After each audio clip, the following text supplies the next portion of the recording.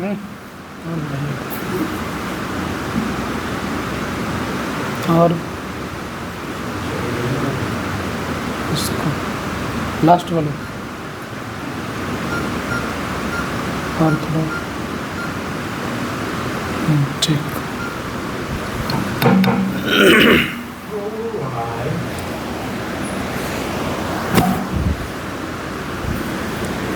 क्या करें, हम ही नीचे आ गए, ऊपर दरकार नहीं है। बोलिए प्रेम से श्री सद्गुरु महाराज की जय। ब्रह्मानंदं परम सुखदं केवलं ज्ञानमूर्ति द्वन्द्वातीतं गगनसदृशं तत्त्वमस्यादिलक्षणम् एकं नित्यं विमलमचलं सर्वदि साक्षिभूतं भावातीतं त्रिगुणरहितं सद्गुरुं तं नमामि। गुरु है बड़े गोविंद ते, देखो मन में विचार, हरि सुमरे तो वार है, गुरु सुमरे तो पार। धन्य धन्य सतगुरु सुखदा, महिमा कही न जाए,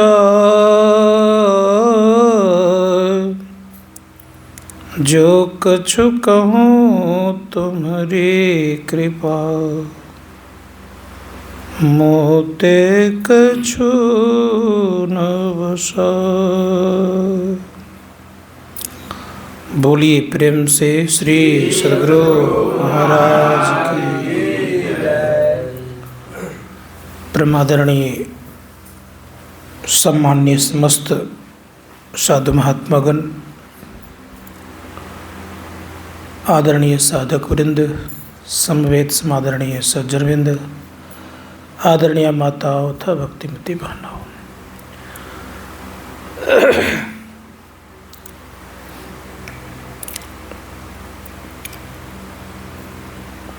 एक बार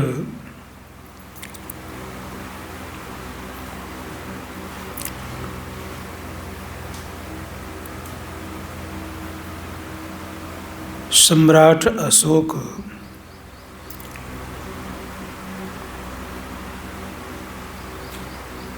के अंदर में धर्म की प्रक्रिया अधिक होने लगी। धार्मिक विचारों से ओतप्रोत रहने लग गए।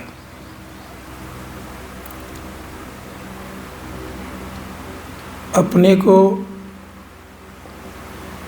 बड़े ही दीन भाव समझने लग गए। सम्राट होते हुए भी तो कोई भिक्षु पधारते थे तो उनको चरण छू करके प्रणाम करते थे। उनके साथ जो उनका मंत्री रहता था उनको बड़ा खराब लगता था। कहाँ ये सम्राट है और भिक्षुओं को प्रणाम करता है। भिक्षु तिन के रोटी के बल पर पलते हैं, उनको ही प्रणाम क्यों करते हैं।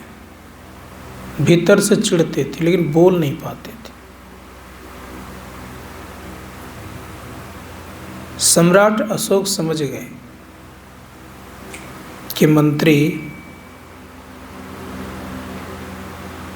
मुझसे चिढ़ते हैं, प्रणाम करता हो तो इसको अच्छा लगता नहीं है। परिणाम ये हुआ, एक दिन आदेश जारी किया,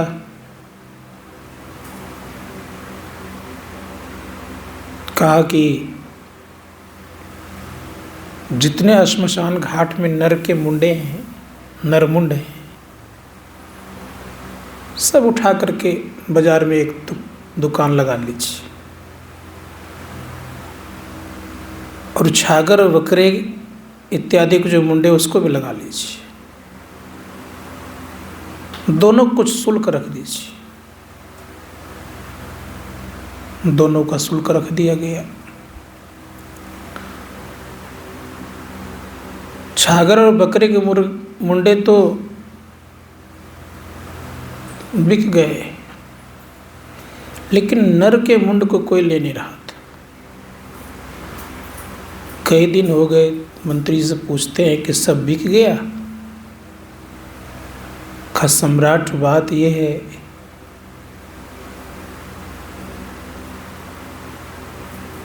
कि छागर और बकरे के मुंड तो बिक गए, लेकिन नर मुंड कोई लेता ही नहीं। कहा उसको निःशुल्क कर दो, कोई शुल्क नहीं। उसमें लिखा गया बोर्ड में बिना शुल्क का, निःशुल्क। फिर भी कोई नहीं ले। लोग रास्ता बदल लिए क्योंकि दुर्गंध आती है। सम्राट अशोक पूछते हैं क्या हुआ, बिक गया, ले गया ऐसे कि नहीं ले गया? खा उधर को आना ही नहीं चाहता, रास्ता ही लोग बदल लिए। सम्राट अशोक कहते हैं कि जिस नर मुंड को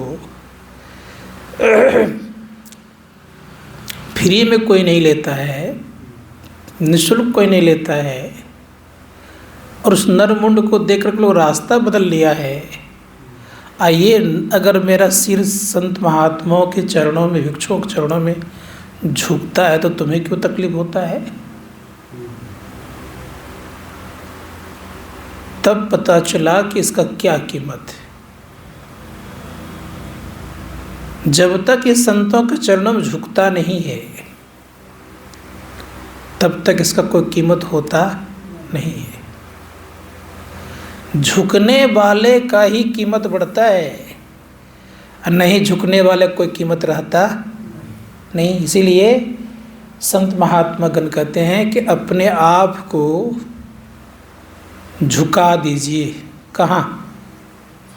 संतों के चरणों में। संत के चरणों में अपने आप को झुका दीजिएगा तो वो क्या करेंगे? झुकने वाले को ही उठाता है। खड़े तन करके रहेंगे, कोई उठाएगा आपको? झुक जाएंगे तो आपको उठा लेंगे।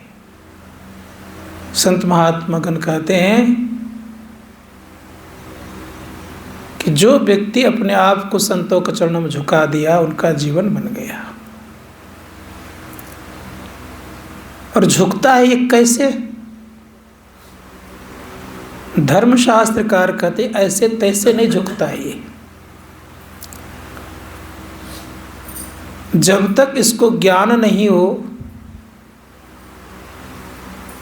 तब तक ये झुकता नहीं है। ये पता चल जाए इसको कि मानव जीवन का सबसे अनमोल रत्न बताने वाला संत सद्गुरु होते हैं, तब उनके चरणों में झुकता है। और जब तक ये संसार की वस्तुओं को सबसे अनमोल रत्न मानते रह गया, तब तक अकड़ रहता है। इसीलिए संत महात्मा गण का धन संत सद्गुरु महर्षि में परमहंस जी महाराज भी कहते हैं कि जीवन में देख लो क्या है तुम्हारा, परिजन धन सारा, सुत वित्त दारा, और नहीं आवे कोई काम आने वाला है?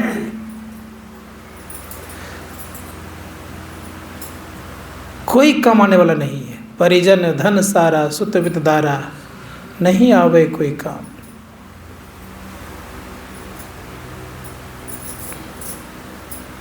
सब यहीं के यहीं छूट जाएंगे। लेकिन एक बात तो बड़े आश्चर्य की बात है, पुरातन जीवन को हम लोग देखें, जंगलों में रहने वाले थे। कहाँ समाज था? कोई प्रतिबंध था?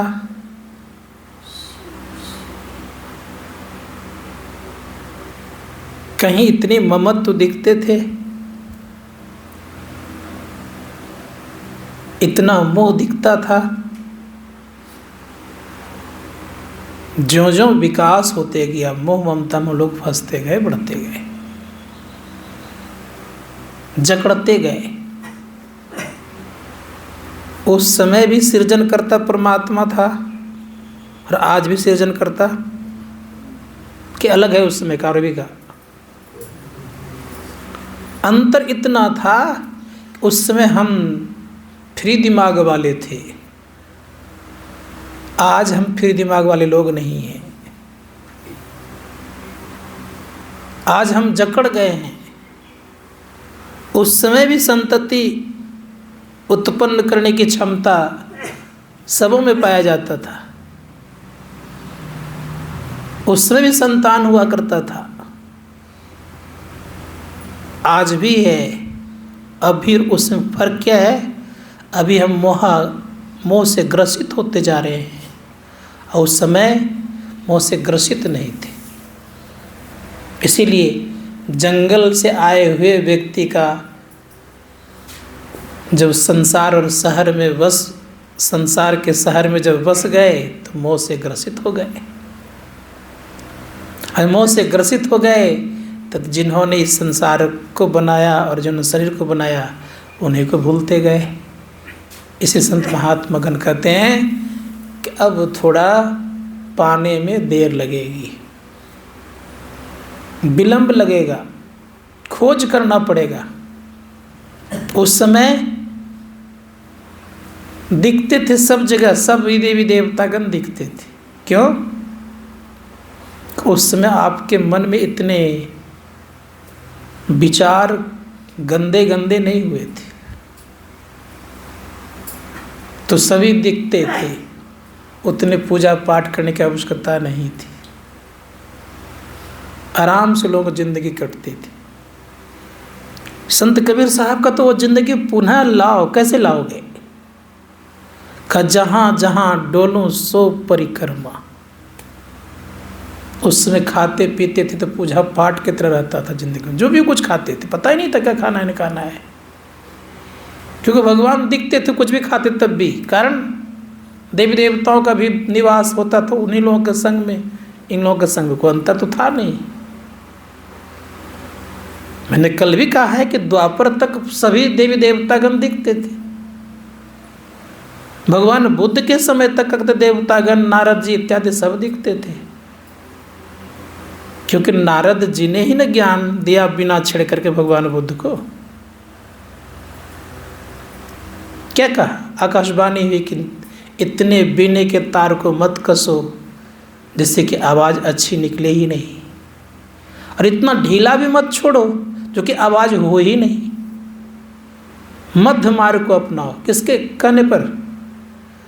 नारद जी के कहने पर तो मध्य मार्ग को अपनाए। इसका मतलब यह है कि उस समय भी नारद जी इस धराधाम पर दिखते थे कि नहीं? स्वयं इंद्र उनको भिक्षा देने के लिए आए, कई बार आए। तो कहने मेरा अभिप्राय ये था कि मन साफ था तो सब दिख रहे थे, अब मन ज्यों ज्यों खराब होते गए तो दिखना बंद हो गया। संत कबीर साहब कहते हैं कि मेरे नज़र में मोती आया। मेरे नज़रों में क्या आ गया? मोती आ गया। हम लोग नज़रों में मोती है, लेकिन कहा क्या? कोई कहे हल्का, कोई कहे भारी, दोनों भूल भुलाया। किसी व्यक्ति ने कहा कि हल्का है, किसी ने कहा भारी है, लेकिन दोनों भूल भुलाया है। लेकिन है मेरे नज़र में क्या है? कहा मेरे नज़र में मोती आया। ये मोती दिखेगा कैसे? संत महात्मा गण कहते कि मोती और देखना अगर है तो कहा आंख कान मुख बंद कराओ। ये बंद करेंगे तो अनहद नाद झिंगा सुनाओ, ये सब सुनाएंगे, सुनाई पड़ेगा आपको। इसलिए आंख कान मुख बंद तो करिए।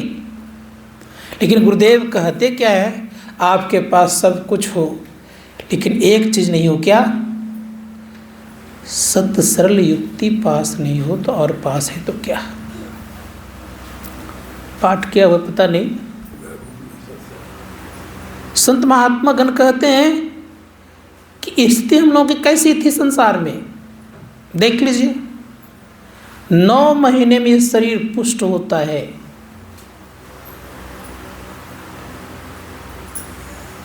संत कबीर साहब कहते कि साई को सियत मास 10 लागे, ठोक ठोक कर बिनी चदरिया झीनी रे झीनी। इतना सुंदर ठोक ठोक के चादर बनाया है, ये 100 रुपये चादर। इसी के भीतर में न मोती है, इसी के भीतर में न प्रकाश है, इसी के भीतर में न शब्द है, और इसी के भीतर में न परमपिता परमात्मा भी है। तो ठोका है कैसा? ठोक ठोक कर बिन चदरिया झीनी रे झीनी। क्या क्या लगाया इस चादर में? अष्ट कमल दल चरखा डोले, चरखा डोलाने वाला है। अष्ट कमल दल चरखा डोले, 5 तत्व 3 गुनी चदरिया झिनी रे झिनी। यही ना है? संत महात्मा गण कहते हैं कि 5 तत्व है और 3 गुण है, इससे चादर बना हुआ है। इसलिए थे कहाँ? तो गर्भ में। कैसे थे? तो उपनिषदकार आगे कहीं लिखे हुए हैं, कहते हैं कि हम लोग की स्थिति उतनी अच्छी नहीं थी। सर नीचे था और पैर ऊपर था। अभी 1 घंटा रह कर देखिए तो क्या हाल होता है। 1 घंटा में तो हालत खराब हो जाएगा। और यहाँ तक कहा कि जिसको हार्ट का बीमारी है उसी रात शीर्षासन ना करें। ये डॉक्टर भी कहते हैं। अब बीपी वाले को भी मना है। अब वहाँ क्या हालत थी, उल्टे टंगे हुए थे। अब कितने दिन रहे? 9 महीने रहे। उसके अलावा भी और क्या क्या चीज़ था, व्याख्या किया एक महापुरुष ने बड़ा ढंग से। खा मल मूत्र की स्थिति बनी हुई थी, और गर्भावस्था में माँ का मन थोड़ा सा नमकीन खाने की ज़्यादा इच्छा होती है। जहाँ नमक तेज खाती है तो बच्चे को लगता है कस करके। मिर्ची थोड़ा खा लेते तो बहुत तेज लगता है। वो बच्चे छटपट करते हैं। कभी कभी यदा कदा अगर थोड़ा सा ज़्यादा चरपरा खा ले तो बच्चे की जान जाने लगती है। उस तरह की स्थिति में हम लोग गुजरे हुए हैं, सब के सब। इसलिए संत महात्मा गण कहते हैं कि विचार करिए कि क्या करना है, कि सब दिन इसी में गुजरते रहें, बार बार जन्म लें, बार बार आए, बार बार मरें। एक क्रम कब तक चलता रहेगा? पुनरपि जननम पुनरपि मरणम पुनरपि जननी जठरे शयनम। ये कब तक? जन्मना मरना, फिर जन्म लेना, गर्भ में जाना, कब तक चलेगा? इसलिए संत कबीर साहब चेताते हैं कि सुनो, इस शरीर मिला है बड़ा अनमोल है। कैसा शरीर है? का 84 लाख प्रकार के घूम करके तो तुम आए हुए हो। 184 बर्मी के पोपे अटके आए। पोपे अटके आए मतलब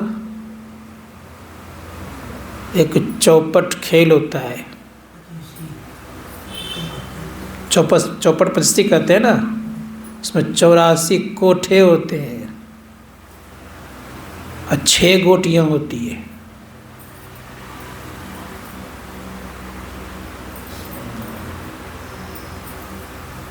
भांजते हैं गोटी को, जितना भंजाता है उतना कोठे पर चढ़ते जाते हैं। और चढ़ते चढ़ते 84वें कोठे पर जब चढ़ जाता है तब खेलने वाला एक बार चित्त होने के इंतज़ार करता है, और कहीं 2-4 चित्त हो गया तो सीधे नीचे आता है। फिर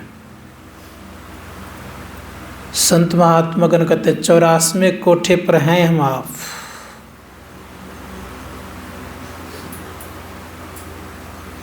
कहीं अगर प्रभु से एक चित्त लग गया तब तो पार। और कहीं 2-4 जगह चित्त लगा दिए तो क्या होगा? फिर 84 में घूमना पड़ेगा। इसलिए कहा कि 184 भरमी के पो पे अटके आए, अब की पास आना पड़े तो फिर 84 जाए, फिर 84 को जाना पड़ेगा। संत महात्मा गण कहते कि 84 से बचने के लिए यही समय है।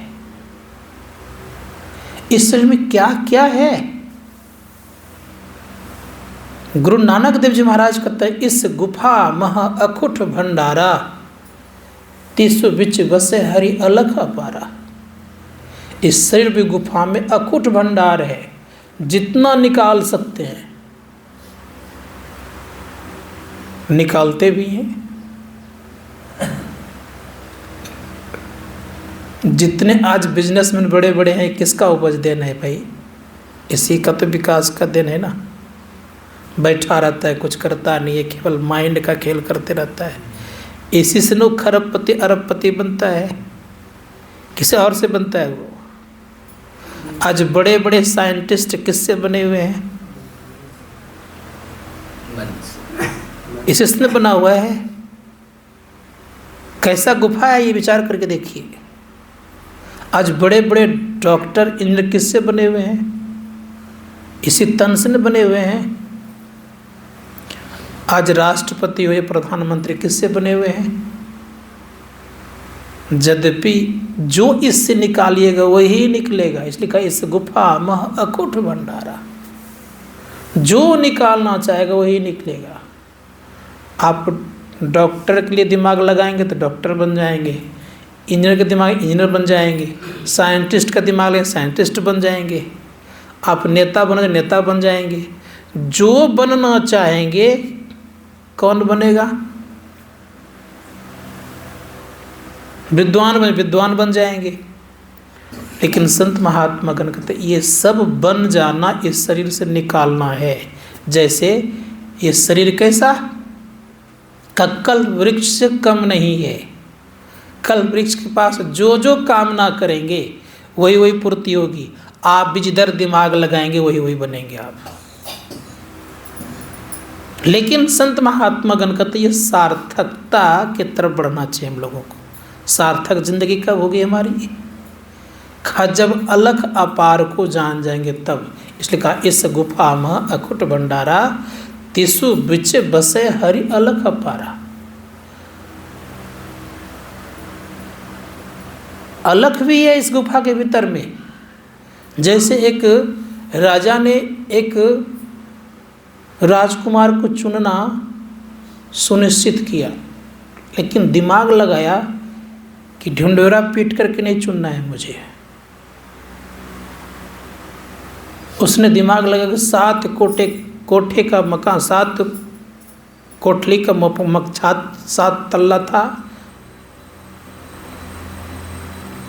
छत 7 तल्ले का मकान था। दिमाग लगा कि देखते कौन मेरे तक पहुंचता है। सबसे ऊपर जाकर अपने बैठ गए, एक मुकुट लेकर के कि जो आएगा उसको मुकुट बना देंगे। और नीचे लगा दिया, सबसे नीचे पैदान पे लगाया सिक्का वगैरह, 2 टका 4 टका 5 टका 10 टका। उसके ऊपर में नोट दे दिया और उसके ऊपर में चांदी के सिक्के दिए और उसके ऊपर में दिए सोने का। कितने हो गए? सिक्का, नोट, चांदी, सोना, 4 हो गए। उसके ऊपर भी दिया उससे जो कीमती पदार्थ होता है, हाँ, मोती मूंगा दे दिया, हीरा दे दिया। छठे तल्ले तक तो सब कोई पहुंच गए लगभग। कितने लोग पहुंचे? तो कोई जो पैसा नहीं देखा तो बोरा में सिक्का कर कर ले जाने लगा। तब बहुत लोग सिक्का लेकर के ही चले गए। कुछ लोग ऊपर थोड़ा चढ़े तो रुपया देखा बहुत सा, तो रुपया भर भर के लेके जाने लग गया। उससे ऊपर चढ़ा तो देखा अरे चांदी है, तो चांदी लेके जाने लग गए। कोई सोना लेके गया। कुछ लोग उससे जो कीमती पदार्थ होता है, मानिक क्या क्या होता है, उसको लेके गया। छठे तल्ले पे हीरा था, सबसे कीमती पदार्थ, उसको 2 आदमी ने लेकर के चला आया। एक व्यक्ति था बढ़िया, उसने कहा इतना पदार्थ सबके सब तल्ले पर अलग अलग रखा है, इस सबसे ऊपर क्या रखा है? तो एक व्यक्ति सबसे ऊपर चढ़ा। जैसे तो वहाँ राजा स्वयं बैठे हुए, तो उनके हाथ में राज मुकुट था ही। जैसे वो पहुँचे उसको मुकुट थमाया। अब किसका राज हो गया? वो सारा धन किसका हुआ? सारी प्रजा किसकी हो गई? तो संत महात्मा गण कहते कोई कोई व्यक्ति उधर चलता है तो जब अलख अपार की तरफ जो चल पड़ता है तो सब सुख उनको मिल जाता है। और जो इधर आ जाता है उन्हें सब सुख की प्राप्ति संभव नहीं है। मुझे याद है एक व्यक्ति ने प्रश्न किया था मुझसे ही, कि संत महात्मा का बायां हाथ उठे तो क्या मिलेगा, दायां हाथ उठे तो क्या मिलेगा, और नहीं कुछ उठे तब क्या मिलेगा? ये प्रश्न था। बड़ा अजब प्रश्न है। मैंने के लिए सुनिए, उनके दोनों हाथ में दोनों तरह का लाभ है। अगर आपकी भावना है कि मुझे धन मिले तो समझिएगा आपको धन मिल गया। बायां हाथ उठे तो धन मिल गया आपको। साईं स्वामी जी महाराज को गुरु महाराज ने थैला दिया था छोटा सा, कहा ये थैला में तुम्हारा धन कभी घटेगा नहीं। कभी उनके धन नहीं घटे। लेकिन महर्षि परमानंद जी महाराज को अपना जो मुख्य डायरी था वो थमाया था। उनका ज्ञान कभी घटा नहीं, ज्ञान दिनों दिन बढ़ते गया। एक को क्या दिया? थैला, बटुआ इसको बोलते हैं। और एक को क्या दिया? डायरी, ज्ञान की डायरी। वो डायरी इसमें क्या कहता, सबों का नाम इत्यादि लिखता था, उसी को थमाया। कहा कि यही आप लीजिए।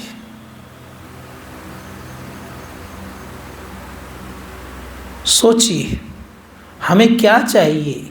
धन, तो धन मिलेगा। केवल संत के पास बैठे तो वो मिलेगा आपको, क्योंकि आपकी भावना अगर वैसी रही तो वैसे ही चीज़ मिलेगा। संसार में प्रतिष्ठा तो प्रतिष्ठा मिलेगी। जो आप इच्छा करेंगे, जिस इच्छा से आप सेवा करेंगे उसकी पूर्ति होगी। इसलिए क्यों कि उन्होंने अलख अपार को प्राप्त किया है। तो मैं पहले कह चुका हूँ कि इस गुफा में अकुट भंडारा, अति से बिच बसे हर एक अलख अपारा। जब उन्होंने प्राप्त कर लिया है तो जो निकालेंगे वो निकल जाएगा। तो विचार करना होगा कि हमको निकालना है तो मन लगा करके ध्यान करना पड़ेगा। ध्यान के ही बाल्टी से आप निकाल सकते हैं, और दूसरा कोई उपाय नहीं है। और थोड़े थोड़े वस्तुओं के लिए जो परेशान होते हैं वो ध्यान के अभाव में। ज्ञान करिए अपना, सब मिलेगा। ध्यान करिए, सब कुछ मिलेगा। लेकिन ये भी याद रखिएगा, कितनों भारत देश में नास्तिक प्रवृत्ति वाला व्यक्ति हो जाएगा, याद रखिएगा, कितनों। बहुत ज़्यादा से ज़्यादा नास्तिक प्रवृत्ति वाला लोग अगर हो जाएगा और वो व्यक्ति ध्यानी है तो फिर भी उसके पास सब कुछ की प्राप्ति रहेगी, सब कोई लोग आएंगे। क्योंकि एक नास्तिक प्रवृत्ति वाले को भी शांति चाहिए कि नहीं चाहिए। गुरु महाराज के पास आए थे, कहा मैं नास्तिक हूँ, मैं ईश्वर को नहीं मानता हूँ, मेरे लिए क्या प्रचार है। गुरु महाराज कहते हैं क्या नास्तिक शांति नहीं चाहते? का शांति तो चाहता हूँ, का बस शांति स्वरूप सर्वेश्वर जानो, शब्दातीत कही संत बखानो। आप शांति चाहते हैं तो ईश्वर को आप मानते हैं, नास्तिक ही क्यों न रहे आप। क्या भगवान बुद्ध को लोग नास्तिक कहते? क्या उन्हें शांति नहीं चाहिए? शांति का प्रचार वो कर रहे कि नहीं कर रहे?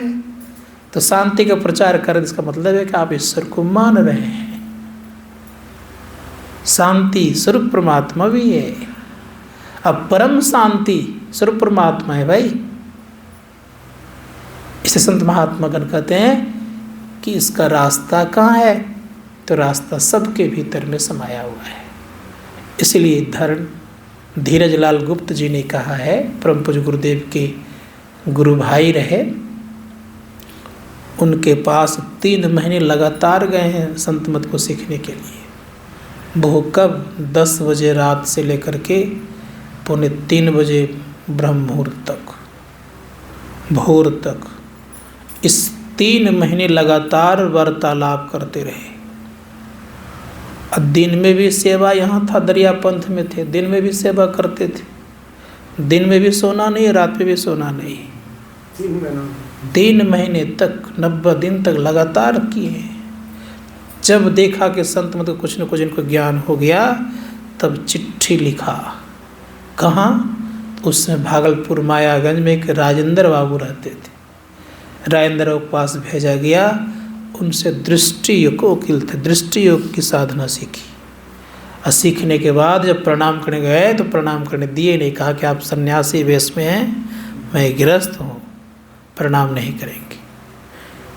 कहा मैं बता दिया, बाबा देवी साहब जब आएंगे तो उनसे आप आगे क्रिया सीख लेंगे। बाबा देवी साहब वहाँ बराबर आते थे, मायागंज में प्रचार प्रसार करते थे। पहले संत मत का प्रचार था मायागंज इत्यादि में, भागलपुर में प्रचार प्रसार करते थे। और उसका जब बाबा देवी साहब आए तो देखा ऊपर से नीचे, वारसी में परमहंस जी महाराज में तो मिहिदास लिखते थे। देखते ही संजोग से कितना जोरों से बिगड़ गए। संजोग सत्संग हो रहा था, सत्संग होने के दरमियान में मस्त दीवाल का सहारा ले लिए केवल।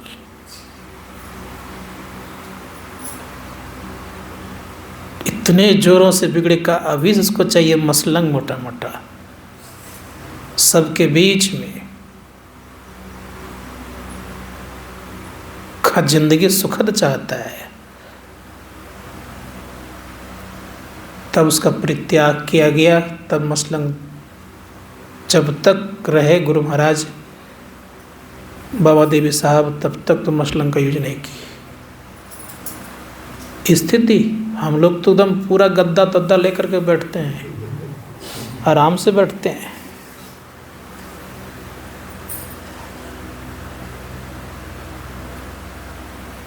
जब सेवा में गए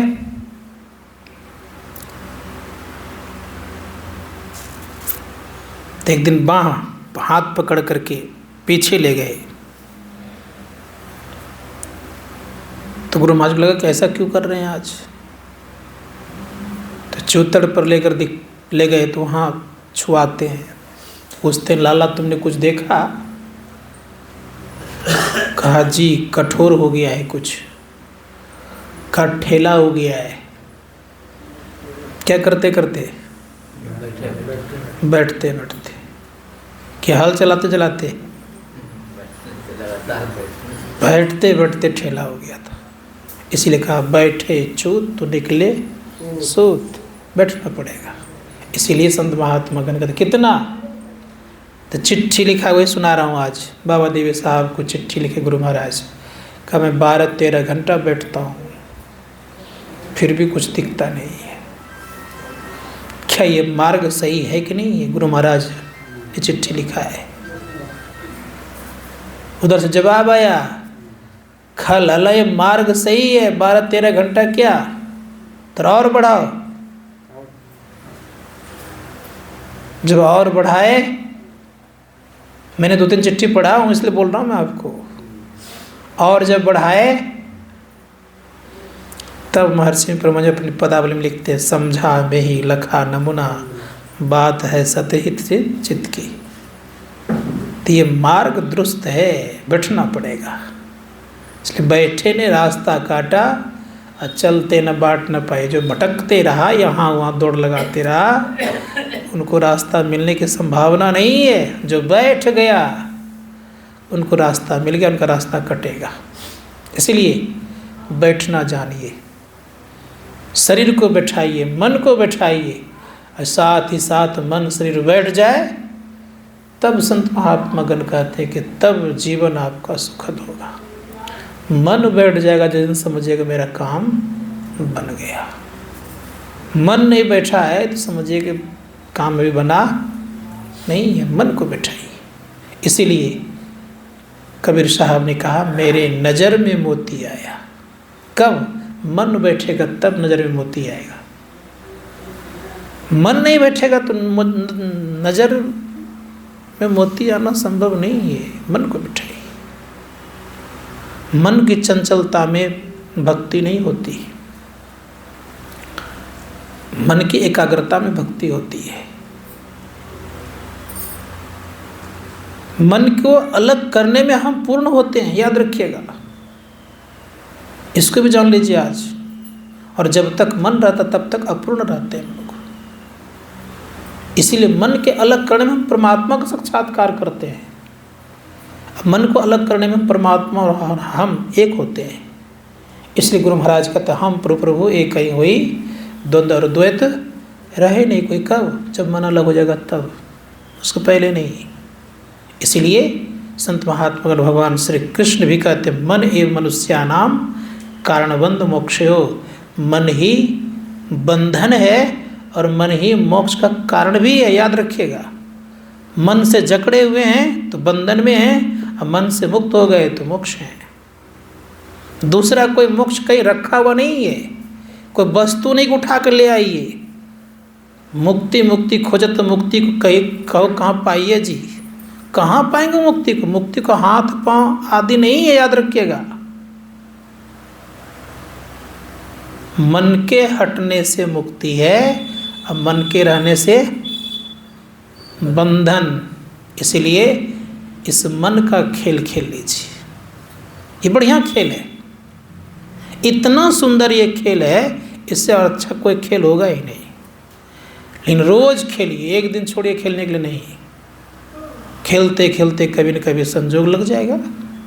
झूठ मूठ खेले सचमुच होए, सचमुच खेले बिरला कोई, और जो को खेले मन चित लाए, होते होते हो ही जाए। खेलते रहिए, खेलना मत छोड़िए। अब जब खेलते रहेंगे तो निश्चित है कि कभी न कभी दांव पेच लग ही जाता है। लग जाएगा तो कई बेड़ा पार लग जाए। इसलिए खेलना छोड़ना नहीं है, हो या ना हो। जैसे आप किसी मजदूर को बुला के ले आइए, वो झूठ मूठ ही आपका काम करेगा, लेकिन पैसा लेगा जरूर, छोड़ेगा नहीं लेने के लिए।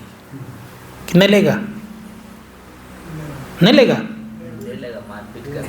झगड़ा करके ले लेगा। हमको याद है, इसी आश्रम में 2 मजदूर आ गया था, अब दिन भर खटा भी नहीं, अब पता नहीं कहाँ से क्या करके आया था ना आया था, ये भी सामने में थे। लड़ाई झगड़ा करके सब पैसा ले ही लिया। हम इनको बोले दे दीजिए, भगाइए इसको, नहीं तो टेंशन देगा ही पूरा। वो ले लिया। दूसरी जगह से आया काम करके खूब चिल्ला चिल्ली करने लगा कि दीजिए, भगाइए उसे। अब दिए तब वो गया, वो जाते ही नहीं था। कहा हमको बुलाया किस लिए, करवाने क्या लग गया? हम बोले यार कुछ तो नहीं करवाया गया तुझे। संत महात्मागण कहते हैं उसी प्रकार से उनके नाम पर बैठिए। तो महापुरुष दयालु है, कुछ न कुछ देख करके ही छोड़ेंगे। थोड़ा भी जप करिएगा तो कुछ न कुछ मिलेगा ही, देने भी ना छोड़ेंगे नहीं। इसलिए प्रयास कीजिए, हम बैठे उनके नाम पे, लेकिन हाँ याद करते रहिए बैठने वक्त भी। और बैठते वक्त सो जाइएगा तब क्या मिलेगा?